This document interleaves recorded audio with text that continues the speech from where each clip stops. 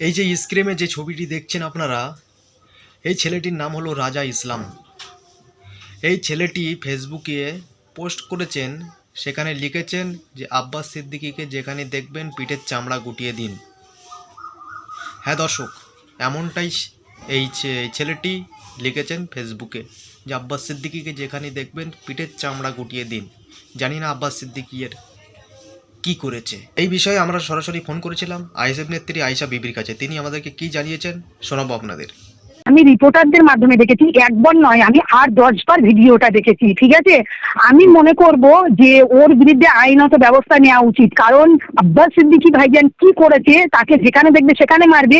আমি মনে করবো যদি মায়ের দুধ খেয়ে এসে থাকে, যদি পুরুষ হয়ে থাকে, তাহলে ময়দানে এসে বলুক, 10 জনের সামনে এসে বলুক। ঠিক আছে, যারা আব্বাস সিদ্দিকীর অনুগামী আছে তারা বুঝিয়ে দেবে, আমরা আইনের মাধ্যমে বুঝিয়ে দেবো। আর যদি কাপুরুষ হয় সে ব্যাপারটা আলাদা। তা আমি মনে করব যে এটা আইনত ব্যবস্থা নেওয়া উচিত।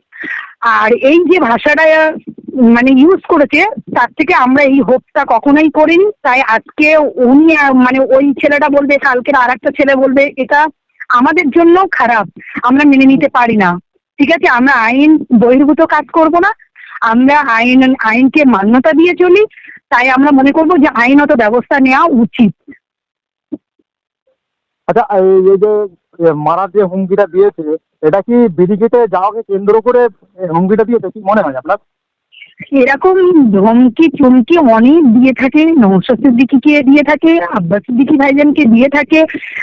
এখন আমি বলবো যে ওই যে ছেলেটা গালাগালি করেছে, আমি বলছি যে তোমার কিছু বলার থাকলে তুমি আব্বাস সিদ্দিকীকে বলো, তার বাবা মা কি করেছে, তাদেরকে টেনে কেন কথা বলছো।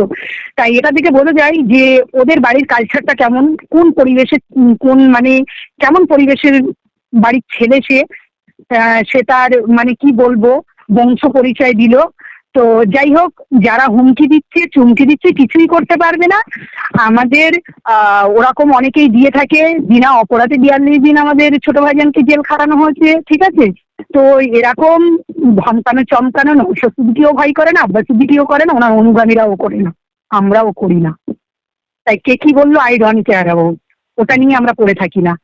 আমাদের লক্ষ্য ধর্ম বর্ণ নির্বিশেষে পিছিয়ে পড়া, দলিল, আদিবাসী, মাইনরিটি, এদের যে পিছিয়ে পড়া, তাদেরকে তারা কিভাবে বাঁচবে, কৃষকরা কিভাবে তারা ন্যায্য ফসলের দাম পাবে, আমাদের এইসব নিয়ে মাথা ব্যথা। ঠিক আছে, আমাদের ওসব নিয়ে মাথা ব্যথা নেই।